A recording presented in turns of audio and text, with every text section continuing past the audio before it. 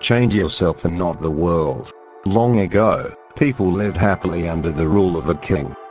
The people of the kingdom were very happy as they led a very prosperous life with an abundance of wealth and no misfortunes. Once, the king decided to go visiting places of historical importance and pilgrim centers at distant places. He decided to travel by foot to interact with his people. People of distant places were very happy to have a conversation with their king. They were proud that their king had a kind heart.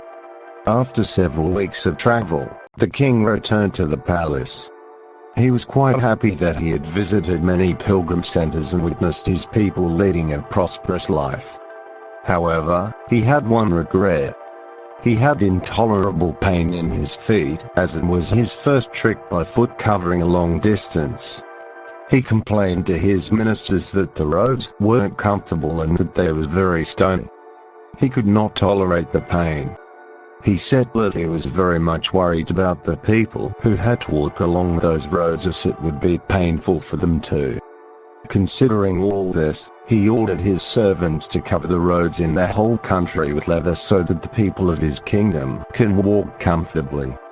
The king's ministers were stunned to hear his order, as it would mean that thousands of cows would have to be slaughtered in order to get sufficient quantity of leather. And it would cost a huge amount of money also. Finally, a wise man from the ministry came to the king and said that he had another idea. The king asked what the alternative was. The minister said, "Instead of covering the roads with leather, why don't you just have a piece of leather cut in appropriate shape to cover your feet?" The king was very much surprised by his suggestion and applauded the wisdom of the minister. He ordered a pair of leather shoes for himself and requested all his countrymen also to wear shoes.